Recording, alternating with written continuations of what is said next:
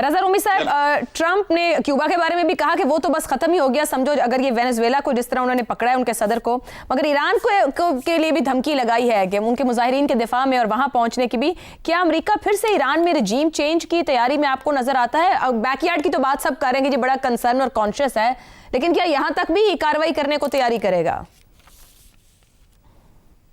देखिए आशा, जहां तक तो लातीनी अमेरिका का ताल्लुक है उसके बारे में तो काफी बात हो गई है कि अब दोबारा से 19वीं सदी का जो अमेरिका की एक पॉलिसी थी कि इस खिते में वेस्टर्न हेमिस्फेयर जैसे कहा जाता है, लातीनी और मरकजी अमेरिका जो है उसके ऊपर हमारी इजारादारी होगी और कोई इधर आने की जरूरत ना करे। तो चीन जो वहां पर अपनी काफी जो है सरमायाकारी भी कर चुका है और तेल और गैस और दीगर ज़खायर जो है, मिनरल्स जो हैं, मादनियात, उनके हवाले से भी वहां पर उसकी नज़र है। ये उसको भी एक पैगाम दिया गया है कि आप अपना एरिया खुद तयन कर लीजिए, हमारे नेबरहुड में मत आए।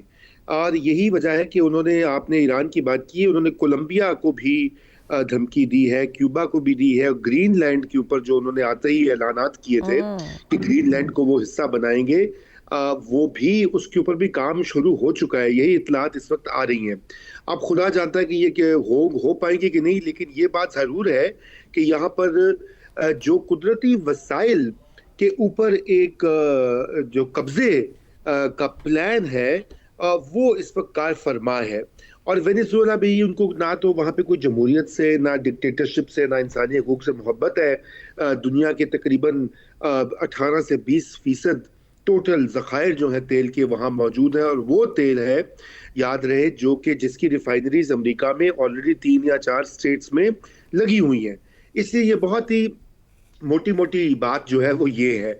और इसी वजह से आप देखें कि इतनी महारत से और इतनी जैसे कहना चाहिए डिटेल में जाकर ये ऑपरेशन किया गया कि जिस तरह से हम वेनेजुएला की फौज, उसकी प्रेसिडेंट मरूदो की सिक्योरिटी, और हत्ता कि वहाँ के जो सियासी उनके मुशीर और वज़रा हैं, वो भी यूं ही लगता है कि सब ऑन बोर्ड थे इस इक़दाम पर। अब सवाल ये पैदा होता है कि क्या ये मजीद मामला आगे बढ़ेगा, क्या ये ईरान की तरफ भी जाएगा?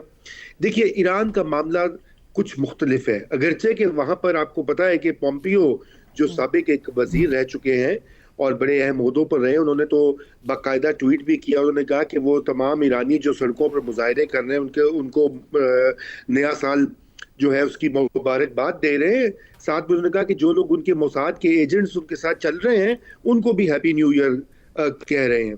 तो बहुत ही वाजे आपने देखा कि इससे पहले जब इजराइल ईरान की जंग हुई तो उसमें जिस तरीके से निशाना बनाया गया ईरान की मिलिट्री को, उसके टॉप जनरल्स को, वो भी काबिल जिक्र और उसको याद करवाने की ज़रूरत है, क्योंकि इतनी इंफॉर्मेशन थी उनके पास और उन्होंने इस हद तक पेनिट्रेट कर लिया हुआ था कि उनके घरों में, जहां वो जिन कमरों में बैठे हुए थे, उनका भी पता था इसराइल को कि उन्होंने कौन सी बिल्डिंग में, कौन सी खिड़की में मिसाइल मारना है।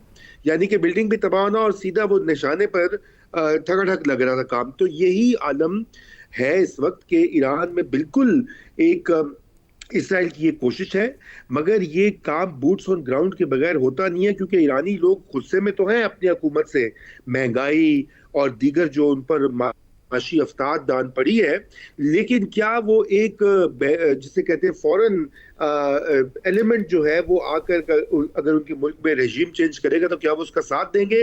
अभी तक तो ऐसा नहीं लगता। बल्कि जो ईरान से ताल्लुक रखने वाले एक्सपर्ट्स भी हैं मगरबी दुनिया में, मसलन वली नजर हैं या और भी हैं, वो ये कहते हैं कि अभी जितना भी गुस्सा हो, लेकिन इस तरह के इक़दामात की ईरानी अवाम तायद नहीं करेंगे, और अगर नहीं करेंगे तो फिर वापस स्टेबिलिटी नहीं आएगी। उसके लिए बूट्स ऑन ग्राउंड भेजने पड़ेंगे, और वो अभी अमेरिका तैयार नहीं है, क्योंकि उसका मिडिल ईस्ट में या दीगर जगहों पर बूट्स ऑन ग्राउंड भेजने का तजुर्बा नाकाम हुआ है। इराक हो, अफगानिस्तान हो, लिबिया हो, और उससे पहले की जंगों में भी वहां पे हमेशा अमेरिका को एक तो बहुत लंबे अरसे रहना पड़ा है, जानी नुकसान भी उठाना पड़ा है और नाकामी का सामना भी हुआ है। तो इस वक्त ये है कि एक कोशिश तो यकीनन इजराइल और वो करेगा, मगर क्या वो इस हद तक कामयाब होगी, देखिए ये कहना कबल अज वक्त है। मेरा जहां तक ख्याल है ये बहुत मुश्किल होगा। अब अगर वो कर पाते हैं क्योंकि उनका बहुत बड़ा नेटवर्क मौजूद है ईरान में। बदकिस्मती की तो ये बात है, क्योंकि हम तो पूरी उम्र यही कहते थे कि ये एक शायद साजिशी थ्योरी है कि मोसाद का एजेंट हर जगह मौजूद है और यहूदा हनूद की साजिश है। तो अब अनफॉर्चुनेटली ये मकाम, ये दिन भी आ गया कि वो तमाम कंस्पिरेसी थ्योरीज जो है वो सच साबित हो रही हैं। तो इसलिए हतमी तौर पर कुछ नहीं कहा जा सकता। आयशा जी बिल्कुल दुरुस्त हो गया। इंटरनली रियासतों को और मुल्क को पहले हल करने की जरूरत है। एक ब्रेक लेते हैं, हम ब्रेक से वापस आएंगे तो बात करेंगे कि हुकूमत ने गवर्नेंस की इस्लाहात के लिए 15 रुकनी कमेटी बनाई है और IMF की डिमांड पर यह बनाई गई है। देखना यह है, इस ब्रेक के बाद ये जानने की कोशिश करें कि आपकी बार कुछ मुख्तलिफ हो पाएगा। नवंबर 2025 में IMF ने governance and corruption diagnostic report जारी की थी। इस रिपोर्ट में वाज़ेह किया था कि इदारा जाती कमजोरियों, गैर शफाफ पॉलिसीज, सियासी असर रसूख और कमजोर एहतसाब के बायस हर सतह पर करप्शन सिरायत कर चुकी है, जिसकी वजह से मुल्क की मईशत हर साल तकरीबन 6.5% तक नुकसान उठा रही है। रिपोर्ट में यह भी बताया गया था कि गुज़िश्ता 2 बरस में नैब की जानिब से की जाने वाली 5 खरब और 300 अरब रुपए की रिकवरियां बहुत बड़े नुकसान का एक मामूली अक्स है, जबकि पेचीदा टैक्स निज़ाम, नाक़िस तरक्याती बजट और सरकारी इदारों में नाकाफी निगरानी इस बहरान को मजीद बढ़ा रही है। इसी सभी पस मंजर में गुज़िश्ता रोज़ वज़ीर आज़म ने इक़्तिसादी गवर्नेंस के निज़ाम को बेहतर बनाने के लिए एक 15 रुकनी कमेटी तश्कील दी है, जिसकी क़यादत वफ़ाक़ी वज़ीर ख़ज़ाना करेंगे। अब इस कमेटी का मकसद यह है कि हुकूमत के तमाम इक़्तिसादी और सरकारी गवर्नेंस इस्लाहात को मरबूत, शफाफ और मौसर बनाया जाए।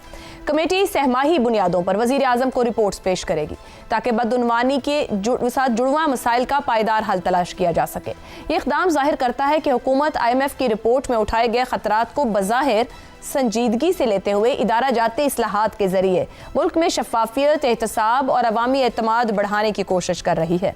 तहम सवाल यह है कि क्या ये नई कमेटी वाकई वो खामियां दूर कर पाएगी जिसकी निशानदही बार बार IMF कर रहा है। पाकिस्तान में माजी में भी कई मरतबा ऐसे इस्लाहाती इक़दामात और कमेटियां तश्कील दी गई हैं, मगर बर वक्त अमल दरामद ना होने, सियासी दबाव और इदारा जाती कमजोरियों की वजह से महज कागजी हद तक ही महदूद रह जाती हैं। हर नए इक़दाम के साथ तवक्कुआत बढ़ जाती हैं, लेकिन अगर बुनियादी निज़ाम और एहतसाब के मौसर तरीक़े ही ना हो तो ये इस्लाहात एक वक्ती नुमाइश से ज़्यादा कुछ साबित नहीं होती। ऐसे में सवाल यह है कि क्या ये कमेटी रियासती साख्त में बदउनवानी का खात्मा करने के लिए इक़दामात कर सकेगी? मतलब ये कि 15 रुकनी कमेटी बना तो दी वज़ीर आज़म ने, क्या उम्मीद रखी जाए इससे? सवाल पैनल के सामने रखेंगे। आज गवर्नेंस खामियों की निशानदही वज़ीर आज़म ने 15 रुकनी कमेटी तश्कील दे दी। माजी में ऐसी इस्लाहाती कमेटियों और इक़दामात की नाकाम मिसालें, क्या इस बार कुछ मुख्तलिफ होगा? ज़ैगम साहिब, कोई उम्मीद रखें ना रखें, क्योंकि कमेटी या रिपोर्टें हमारे यहाँ बहुत होता है, अवाम के लिए नताइज इस्लाहात मिलते नहीं हैं हमें। IMF का तो एक सादा सा मसला है। IMF का काम जान बचाना है। IMF का काम जो है वो ऐसा ही है जैसे इमरजेंसी वार्ड का काम होता है।